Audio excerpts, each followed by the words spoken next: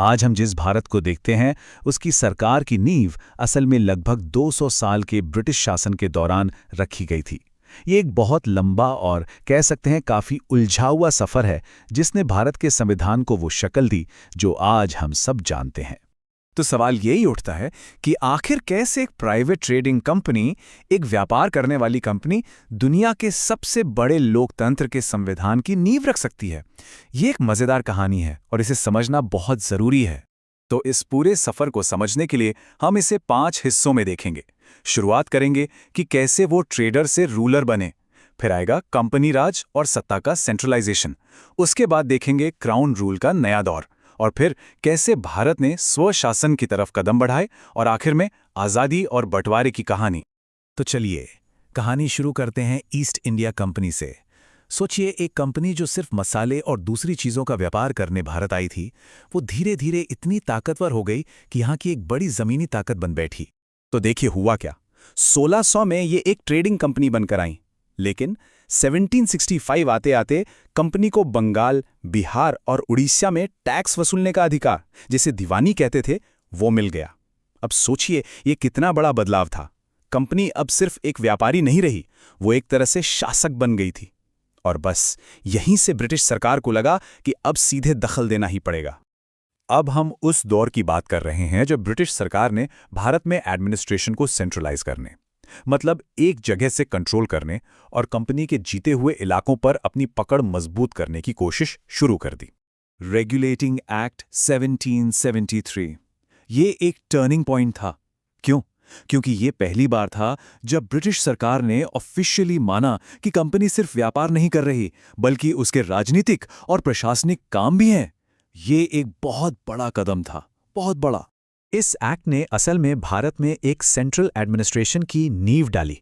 बंगाल के governor general को बाकी प्रेसिडेंसीज पर भी कंट्रोल दे दिया गया ताकि पावर एक जगह इकट्ठी हो सके। और हाँ, करप्शन रोकने के लिए कंपनी के कर्मचारियों के प्राइवेट ट्रेड पर पूरी तरह से रोक लगा दी गई। इसके बाद आता है पिट्स इंडिया एक्ट, जिसने एक बहुत ही अनोखा डबल गवर्नमेंट का सिस्टम बनाया। अब मामला ये था कि कंपनी के जो कमर्शियल मामले थे वो कोर्ट ऑफ डायरेक्टर्स देखेगा, और जो भी पॉलिटिकल, सिविल या मिलिट्री मामले थे उसके लिए एक नया बोर्ड ऑफ कंट्रोल बना दिया गया। मतलब साफ साफ ब्रिटिश सरकार का कंट्रोल भारत पर और भी मजबूत हो गया। अब बात करते हैं चार्टर एक्ट 1833 की। इसे ब्रिटिश भारत में पावर को सेंट्रलाइज करने की दिशा में आखिरी और सबसे मजबूत कदम माना जाता है। इस एक्ट ने तो खेल ही बदल दिया। बंगाल के गवर्नर जनरल को अब पूरे भारत का गवर्नर जनरल बना दिया गया, जिसके पास सारी सिविल और मिलिट्री पावर थी। और सबसे बड़ी बात, इसने ईस्ट इंडिया कंपनी को एक ट्रेडिंग कंपनी से बदलकर पूरी तरह से एक एडमिनिस्ट्रेटिव बॉडी बना दिया जो अब सिर्फ ब्रिटिश क्राउन के लिए काम कर रही थी। तो अब कहानी में एक बहुत बड़ा ट्विस्ट आता है। कंपनी का राज खत्म होता है और भारत सीधा ब्रिटिश सरकार के कंट्रोल में आ जाता है। और इसकी वजह थी एक बहुत बड़ी, बहुत ही ऐतिहासिक घटना। और वो घटना थी 1857 का विद्रोह, जिसे सिपाही विद्रोह या भारत का पहला स्वतंत्रता संग्राम भी कहा जाता है। इस विद्रोह ने ब्रिटिश सरकार को हिलाकर रख दिया और उन्हें यह एहसास हो गया कि अब कंपनी के भरोसे भारत पर राज नहीं किया जा सकता। और इसी के साथ कंपनी राज का दौर हमेशा के लिए खत्म हो गया। इस बड़े बदलाव को कानूनी शक्ल देने के लिए लाया गया गवर्नमेंट ऑफ इंडिया एक्ट 1858। इसे act for the good government of India भी कहा गया। इसने ईस्ट इंडिया कंपनी को ही खत्म कर दिया और शासन की सारी ताकतें, इलाके और रेवेन्यू सब कुछ सीधा ब्रिटिश क्राउन के हाथों में सौंप दिया। तो अब नया सिस्टम कैसा था? गवर्नर जनरल का टाइटल बदलकर वाइसरॉय हो गया, जो भारत में ब्रिटिश क्राउन का डायरेक्ट नुमाइंदा था।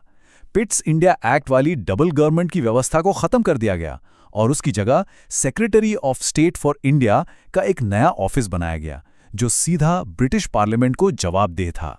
1857 के विद्रोह से अंग्रेजों को एक बात तो साफ समझ आ गई थी कि अगर भारत पर लंबे समय तक राज करना है तो भारतीयों का सहयोग लेना ही पड़ेगा। और यहीं से एडमिनिस्ट्रेशन में भारतीयों को शामिल करने का एक नया दौर शुरू होता है।